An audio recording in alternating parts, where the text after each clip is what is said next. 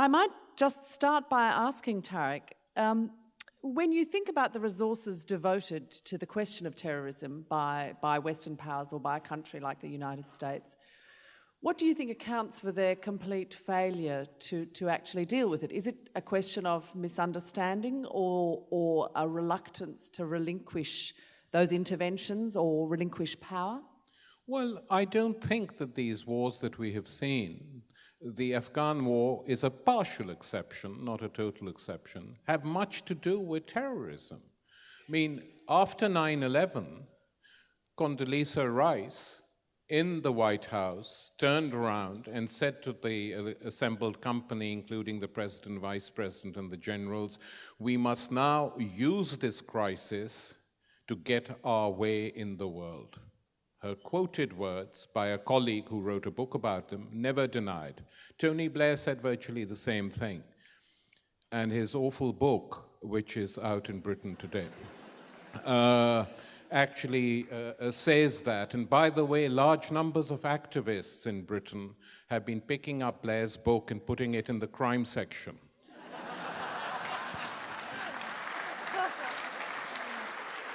We'll turn to questions from you, starting with microphone number 1. Can I ask you to keep your question brief so that we can hear from as many people as possible? My question relates to the methods of these people expressing their dissatisfaction. And many people in this audience will have seen a film shown on television here not long ago, a terribly distressing and sad film of the people in the Twin Towers ringing up their relatives when they knew they were doomed. My question to you is, do you think, irrespective of the merits of their case, people have a right to kill large numbers of perfectly innocent victims who've got nothing whatever to do with the alleged crimes? No, I believe they don't. I never said that they did. In fact, I spent most of my talk saying I don't support these methods.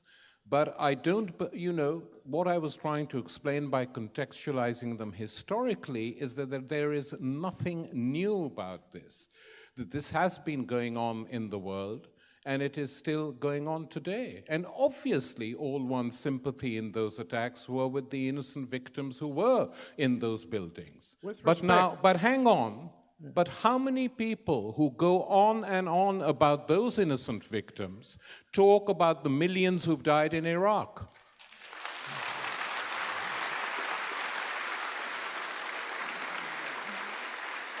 To microphone number 3, thank you. A few days ago in United Nations, Iranian president said that 9/11 was orchestrated by Americans. What could you say about this? I would say that it's a nutty view, and if it were just the Iranian president who was saying this, it would be one thing. But I travel a lot in the United States, and every single meeting I do, whichever corner of the United States I'm in, a plaintive hand goes up, and they say, Tariq, are you 100% sure we didn't do it ourselves?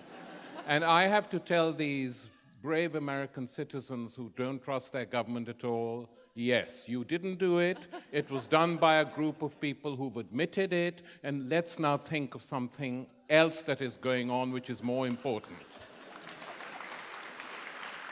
Upstairs, number 4, please. Tariq, would you think that the reason that we're in such a ridiculous position is the success of American doublespeak and their ability to control the media, so that they're still being viewed as the good guys?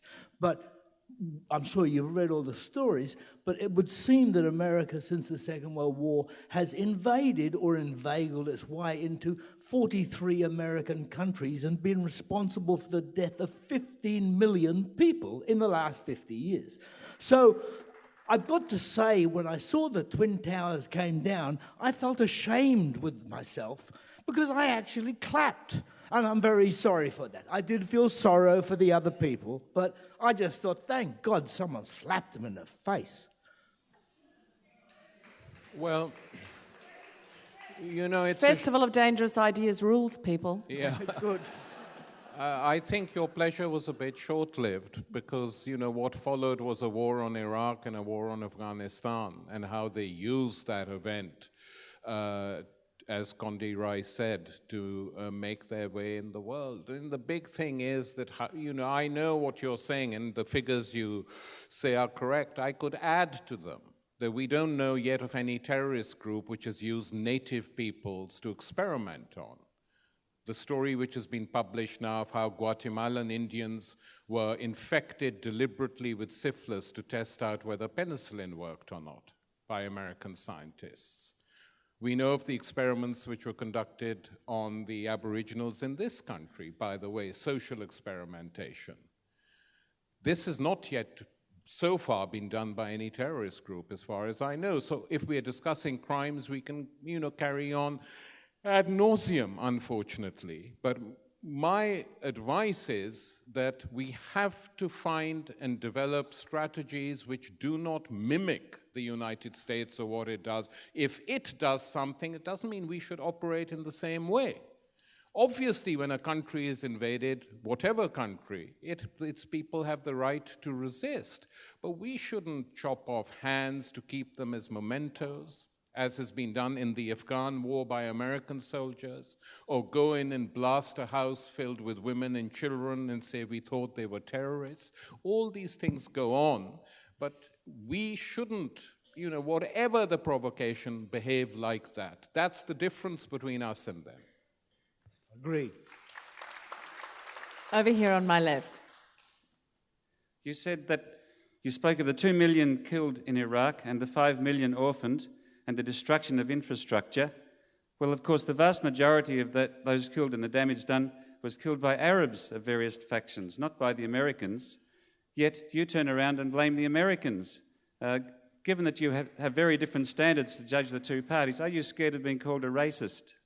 No, I mean, you know, honestly, I mean, I don't think you fully appreciate that according to international law, when a country is occupied by a foreign power, what happens in that country is the responsibility of that foreign power. That is international law as it exists, and your friends haven't managed to change that yet.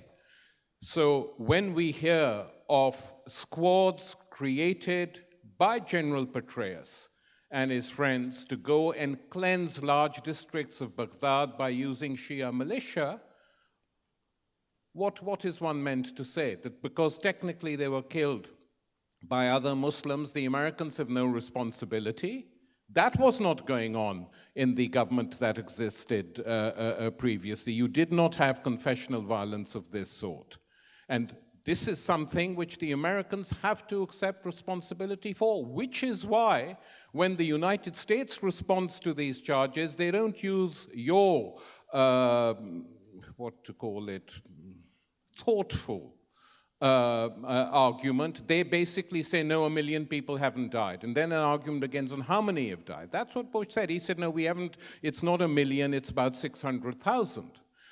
As if that's fine. But then you have all the reports now of how many people have died from the Johns Hopkins medical teams, from Lancet, and it's very clear. Some have been killed. The Arabs murdered, the Americans tried to to stop it, and you blame the Americans. Well, why did they occupy that country then? You know, if you occupy a country, as you should know, when they occupied Germany, when they occupied Japan, they accepted responsibility for what happened in these countries. Yes, they did. What are you shaking your head for? That means it's a well-known fact. They did, and it is their responsibility So according to international responsibility law. Is a worse crime than murder.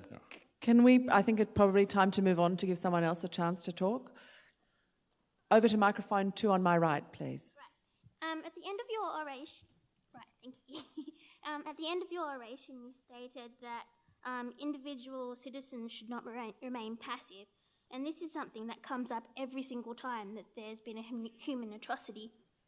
Everyone always says, oh, we shouldn't have remained passive. So what drives passiveness? Is it laziness? Is it self-preservation? Why isn't that the majority at that stage say, okay, this is not on, stop right now? why do we wait so long? Okay.